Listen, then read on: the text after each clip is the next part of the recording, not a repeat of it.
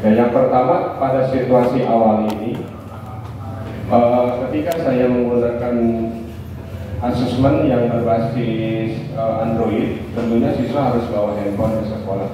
Dan di sini handphone itu ada segi positif dan negatifnya, dan juga terkendala tidak semua siswa memiliki handphone yang smartphone berbasis Android, dan juga tidak semua siswa memiliki kuota. Juga adanya sinyal yang tidak stabil, sehingga kendala-kendala hal ini saya analisis. Ternyata ketika menggunakan handphone tidak efektif untuk mengerjakan soal yang online sekaligus, sehingga potensi tersebut untuk mengerjakan soal tersebut ketika menggunakan online itu ada siswa yang tidak membawa handphone, ada siswa yang kuotanya tidak cukup dan sinyal yang kurang stabil, sehingga akan terkendala siswa pada mengerjakan soal-soal asesmen. Nah, berangkat dari hal tersebut, berpikir bahwa bagaimana caranya agar semua siswa dapat terfasilitasi, dapat mengikuti asesmen sumatif, tapi ada satu hal teknologinya. Nah, kemudian ketika berangkat dari situ, tantangan yang saya alami ketika menggunakan asesmen sumatif berbasis papermode ini, yang pertama karena asesmen ini, yang papermode ini yang baru dilaksanakan, sehingga harus ada terlebih dahulu latihan. Nah, adanya latihan ini tentunya akan menyita waktu untuk melaksanakan asesmen. Kemudian adanya siswa yang salah dalam menampilkan barcode untuk menjawab soal-soal tersebut. Seharusnya jawabannya A, ternyata ketika ditampilkan di scan barcode-nya ternyata salah, gitu, malah yang C. Kemudian selain itu tantangannya ada juga kemungkinan siswa yang menjawab tanpa dipikir terlebih dahulu. Nah, karena melihat temannya sudah menjawab, artinya ketika siswa sudah melihat soalnya, dia cepat-cepat untuk segera menjawab dan mengacungkan jawabannya. Dan di sini adalah tantangan-tantangan yang dihadapi ketika melaksanakan asesmen ini berbasis papermode. Nah, kemudian bagaimana aksinya saya melaksanakan asesmen ini? Yang pertama-tama sudah kita pilih bersama untuk melaksanakan asesmen ini, kita harus menyusun kisi-kisi soal terlebih dahulu. Capaian pembelajaran seperti apa, indikator soalnya seperti apa, kemudian tingkat kesukaran atau level produknya seperti apa yang ini ditujukan kepada siswa. Nah, setelah itu kita bisa membuat soal krisis. Nah, dalam soal krisis ini sebetulnya kita bisa membuat soalnya itu dari awal, atau kita melihat atau mengembangkan soal-soal yang sudah ada di krisis. Kemudian setelah itu kita pilih yang berbasis papermode untuk mencetak barcode yang sudah tersedia. Nah, kemudian kita masukkanlah nama siswa di sana, dari mulai daftar nomor urut pertama sampai terakhir siswa di kelas tersebut. Kita masukkan atau input. Nah, kemudian setelah itu kita siapkan sarana dan prasarana pendukungnya seperti laptop, kemudian infocus dan sebagainya. Itu aksi.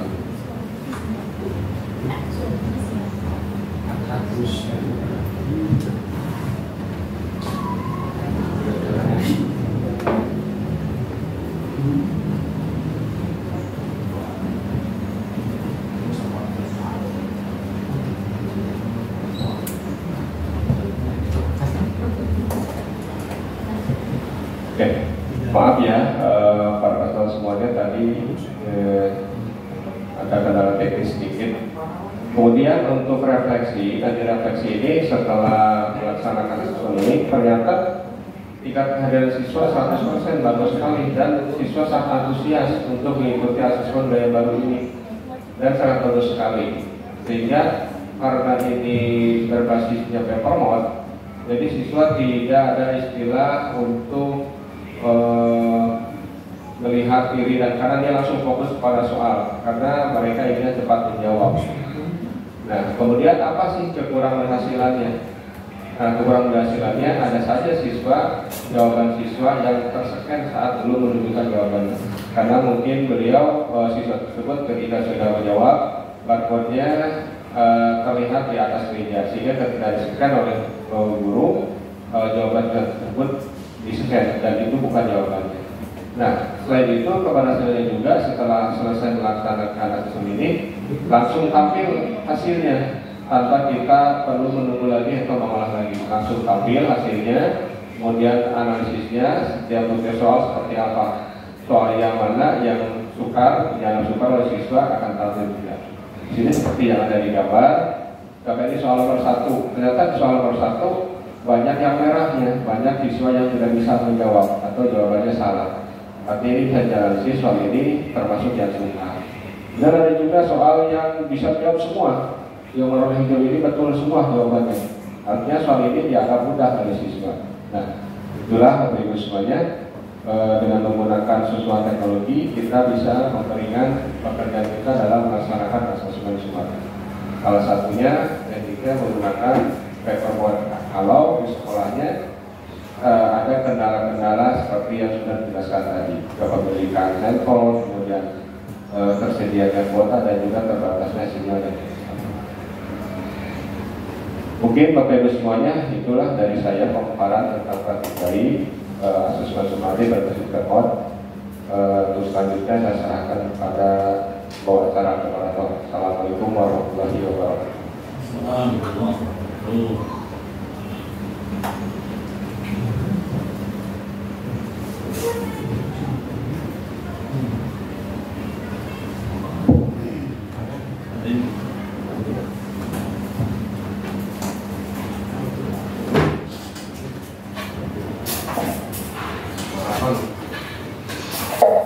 Terima kasih.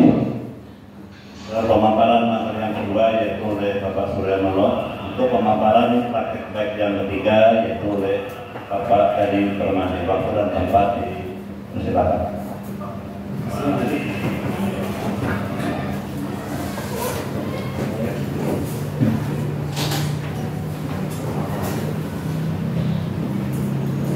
Assalamualaikum warahmatullahi wabarakatuh.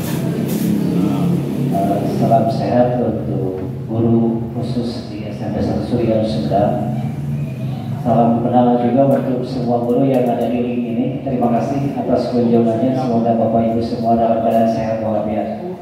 Amin ya Allah ya Rabbal alamin. Bapak Ibu semuanya,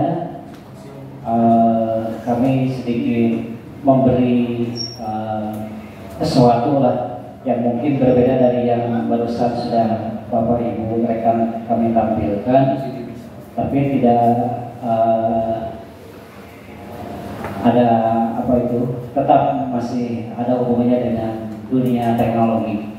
Nah, di mana kami sedikit memberikan kontribusi untuk sekolah kami, di mana suatu saat sekolah kami ini mungkin ada yang sama posisi sekolah yang persis dengan sekolah yang saat ini kami duduki. Di antaranya sekolah yang berada di jangkauan jauh dari kota, katakan seperti itu. Nah, dari berkembangnya media sosial yang berdampak kepada peserta didik juga, nah kami menemukan sesuatu hal yang luar biasa harus disikapi bersama, khususnya untuk bagi saya, dan mungkin ini juga bisa ditemui oleh Bapak Ibu yang persis sama keadaan sekolahnya di pinggiran jauh dari kota seperti itu. Nah, kalau yang baru saya nyimak mungkin paparan dari Pak Surya selaku rekan saya sudah begitu jelas dampak-dampak dari media sosial tercermin dari pantauan Pak Surya barusan.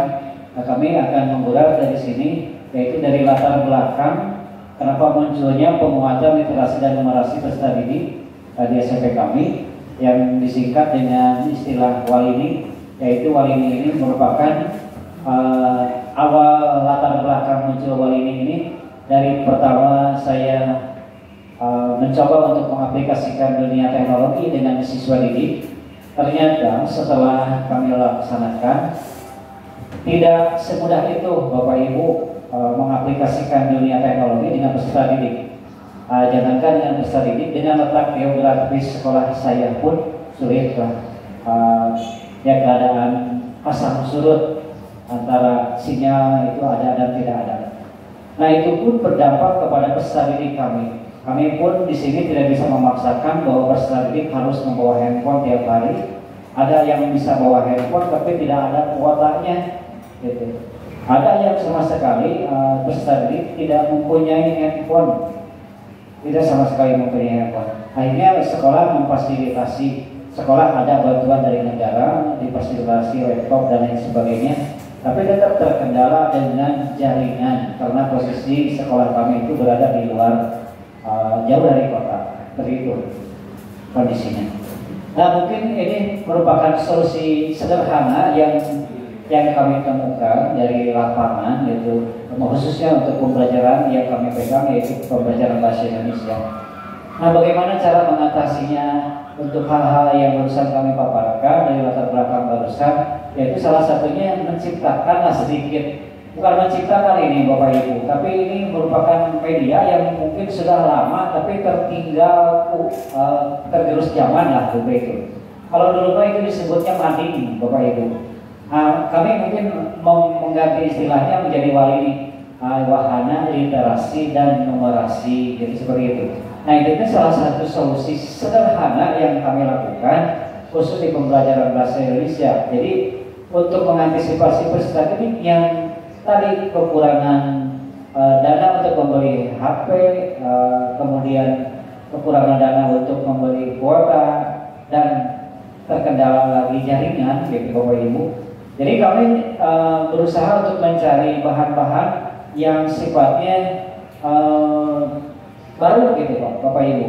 Jadi apa yang ada hubungannya dengan proses pembelajaran hari ini, maka saya mencari terlebih dahulu informasi-informasi yang terkait dengan pembelajaran tersebut, dan kami menempelkannya di wahana yang dulu itu seperti ya itu tadi mading seperti itu. Nah alangkah bagusnya kalau media-media yang seperti